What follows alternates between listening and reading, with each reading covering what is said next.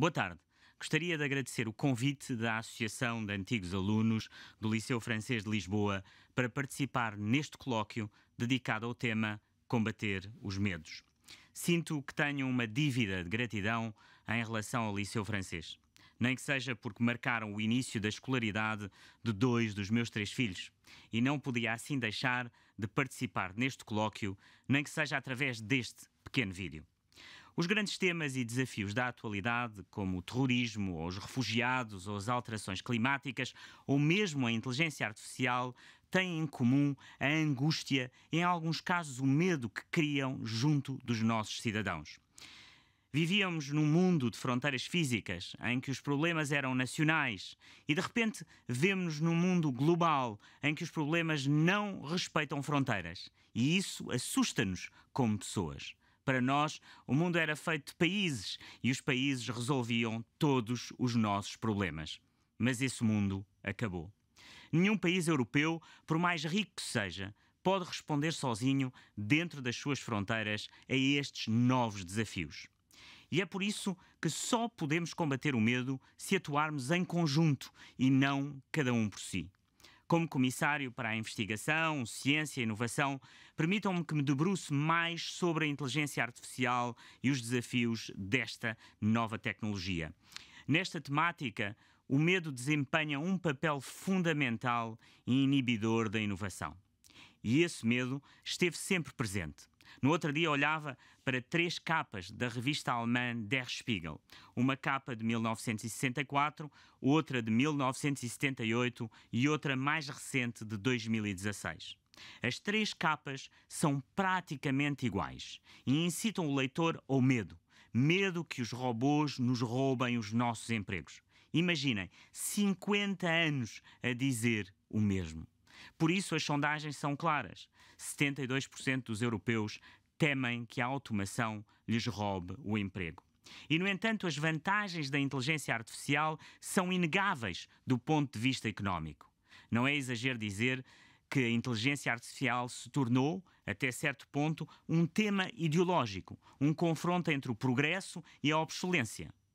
Quais são os grandes desafios para a inteligência artificial na Europa?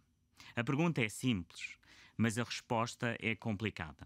E por isso vou desdobrá-la em 3 pontos: o emprego, as competências e os dados. Comecemos pelo emprego.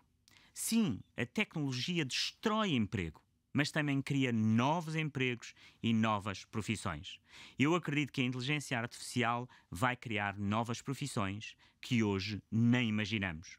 Os especialistas são claros. Apenas 10% das profissões vão desaparecer.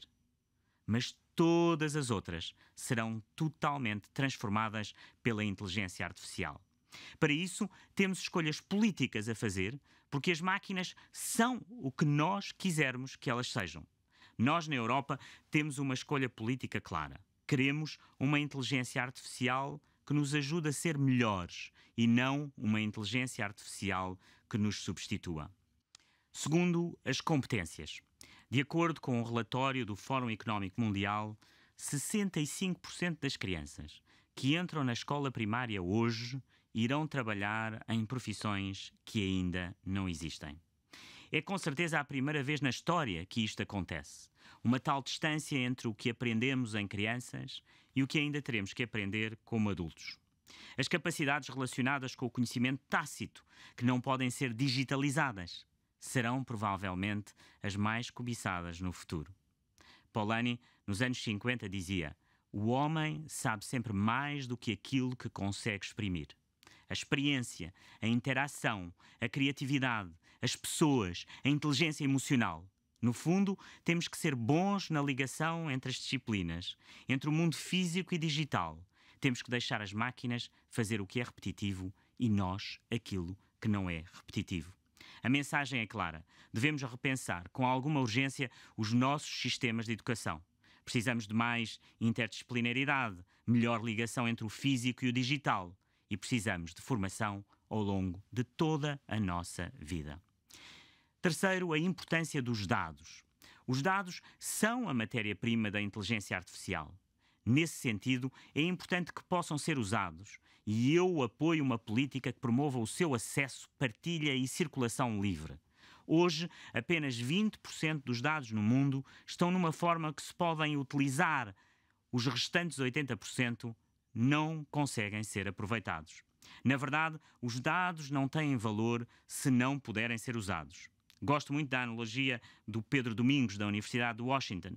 Ele diz que os algoritmos são como as sementes, os dados, a terra, e os programas, as plantas. Tal como sem terra não se pode plantar, sem dados não há inteligência artificial. O reverso da moeda é que há grandes quantidades de dados pessoais que são distribuídos, mantidos e usados. Portanto, a privacidade e a proteção de dados precisam também de estar no centro das nossas preocupações. Temos cada vez mais que ser os donos dos nossos próprios dados. E na Europa já começamos com o Regulamento Geral de Proteção de Dados, que entrou em vigor no passado dia 25 de maio. Doravante, os cidadãos europeus ficam com mais controle sobre os seus dados pessoais. Senhoras e senhores, a automação e a inteligência artificial são evoluções tecnológicas inevitáveis, imparáveis. Às vezes podem ser assustadoras, mas recordo o que dizia Marie Curie.